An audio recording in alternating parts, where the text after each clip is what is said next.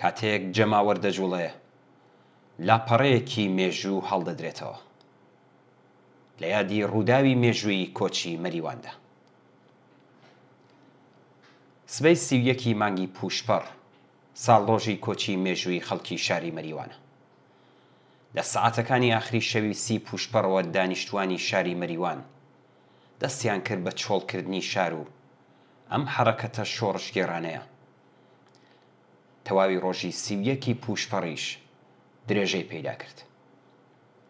کۆچی خەڵکی مەریوان حەرەکەت و تاکتیکی شۆڕشگێڕانە بوو لە بەرامبەر سیاسەتی سەرکوتگەرانە و شەڕەنگێزانەی ڕژیمی تازە بەدەسەڵات گەیشتووی ئیسلامیدا. ئەم حەرەکەتە کە بە ئیبتکار و ڕێوەنێنی هاوڕێیانی کۆمەڵە و بە تایبەتی هاوڕێ فواد مستەفا سوڵتانی شکلی گرتبوو بوو بە یەکێک لە پێناسە هەرە گرنگەکانی شێوازی خەباتی جەماوەری لە بزوتنەوەی شۆڕشگێڕانەی کوردستاندا و لە ماوەیەکی کورددا سەمپاتی و هاودڵیەکی بەرین لە نێو خەڵکی ئازادی خوازی کوردستان و تەنانەت لە دەرەوەی کوردستانیشی بەدەستهێنا.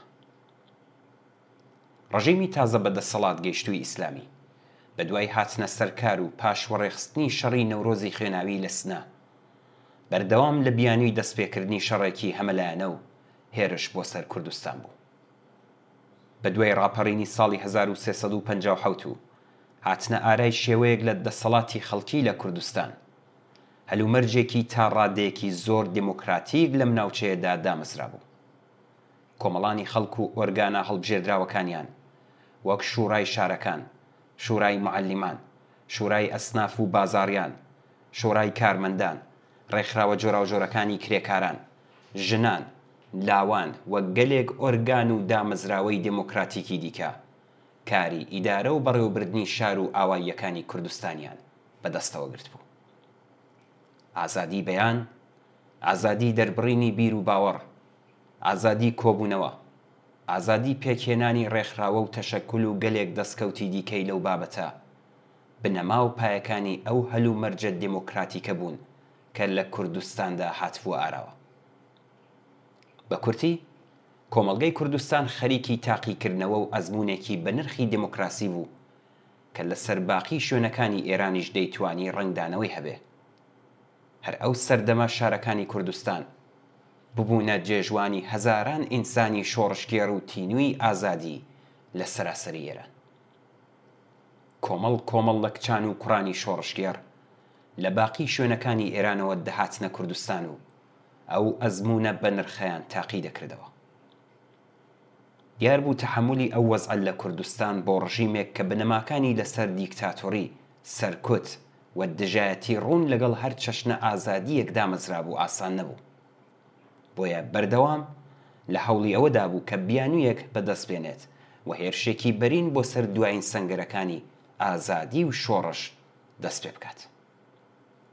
لەوەها هەلومەرجێکدا بوو کە دەوڵەت بوونی خەڵکی چەکداری لە نێو شاری مەریوان کرد بۆ بیانوو و ماوەیەک بوو پەیتا پەیتا بەهێنانی هێزی تایبەت و چەک و چۆڵی زۆر و زەبەند دەستی کردبوو بە تەیارکردن و ئامادەکردنی پادگانی مەریوان بۆ هێرشکردنە سەر ئەو شارە. فەرماندەی پادگان بەردەوام هەڕەشەی دەکرد. سەرنجام لە یەکێک لە دانیشتەکانی نوێنەرانی خەڵک لەگەڵ پادگان کاتێک نوێنەرانی دەوڵەت ملیان بە پێشنیارەکانی نوێنەرانی خەڵک نەدا، دەستەی نوێنەراتی خەڵک لە وتوێژانەدا بڕیاریاندا کە بۆ پوچەڵکردنەوەی پیلانی ڕژیم و پێشگرتن بە کوشتاری خەڵک شار چۆڵ بکەن.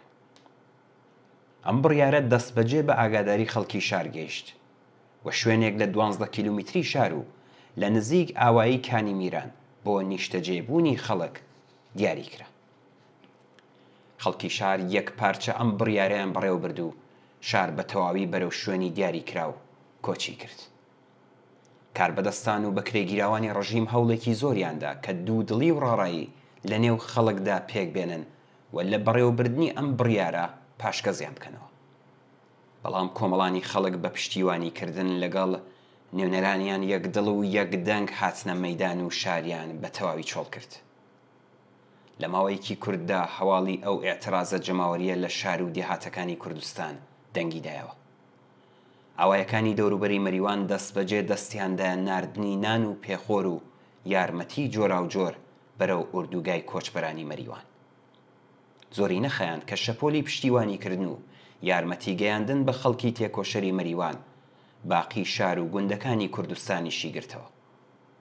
گەورەترین حرەکەتی پشتیوانی لە کۆچی خەڵکی مەریوان ڕێپەیوانی هەزاران کەس لە ئازادی خوازان و تێکۆشەرانی ژن و پیاوی شاری سنە و سەقز و بانە بوو کە بۆ دەربڕینی تووڕەیی خۆیان لە سیاسەتە دژی خەڵکیەکانی ڕژیمی ئیسلامی و بۆ نیشاندانی یەکدڵی و هاوپشتی خەباتکارانەیان لە خەڵکی مەریوان بە پیادە مەودای 180 کیلومتری نێوان سنە و مەریوان و سەقز و مەریوانیان لە دوو ڕێپەیوانی جیاوازدا بڕی و خۆیان گەیاندە ئەو شارە.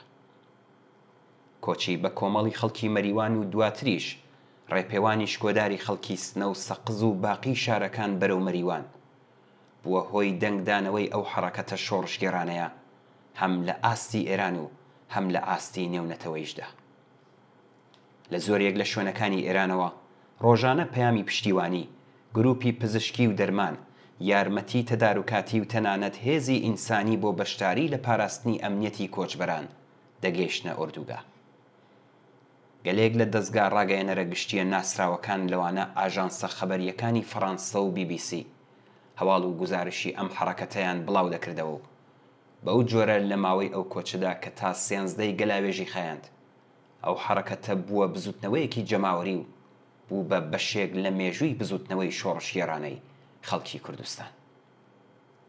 ئەم بزوتنەوەیە جگە لە پوچەڵکردنەوەی پیلانی ڕژیم لەو سەردەمەدا و دواخستنی هێرش و پەلاماری جمهوری ئیسلامی ئێران بۆ سەر کوردستان گەلێک دەرس و ئەزموونی بە نرخیشی لە فیداکاری، یەکگرتووی و هاوخەباتی لە نێو کۆمەڵانی خەڵکی کوردستاندا پێکهێنا.